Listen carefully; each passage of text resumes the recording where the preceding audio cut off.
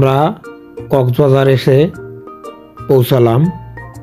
কক্সবাজার বাংলাদেশের দক্ষিণ পূর্ব অঞ্চলে অবস্থিত একটি শহর, মৎস্য বন্দর এবং পর্যটন কেন্দ্র। এটি চট্টগ্রাম বিভাগের কক্সবাজার জেলার সদর দপ্তর। কক্সবাজার তার নৈসর্গিক সৌন্দর্যের জন্য বিখ্যাত। এখানে রয়েছে বিশ্বের দীর্ঘতম নিরবচ্ছিন্ন প্রাকৃতিক বালুময় সমুদ্র সৈকত, যা 120 কিলোমিটার পর্যন্ত বিস্তৃত।